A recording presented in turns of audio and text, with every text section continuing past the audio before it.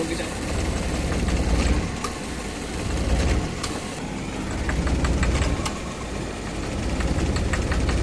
Kambya na to. Ano kayo sa'yo, magpantay kayo siya. D64B ang unit mga idol, walay turbo. Taga-KTL ang unit mga idol. Number 1 mga idol, tanaw na to ang makapastar pa ni sa iyang final exam test. Sige.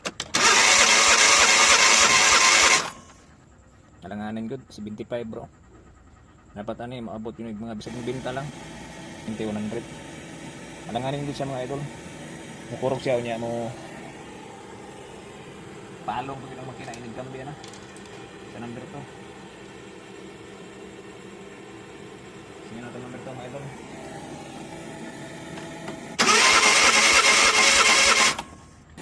Alanganin din siya mga idol. Naragapon sa mga 80. Bagsak gapon siya.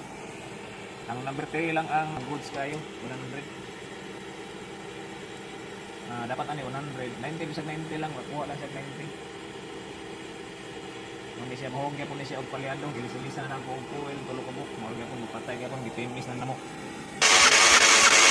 Oh, sobra 100 oh. Kana goods kaya na siya. Ang imo na ni mahog gapon, mag-ilis tag cylinder head gasket atong i-resurface ang engine block ug cylinder head. Valve seal o i-resetting na to ang mga engine valve o mga valve sim, insuel o atong i-replace ang engine mga idol. Sundi ko niyo mga idol, daghan pa kay ni.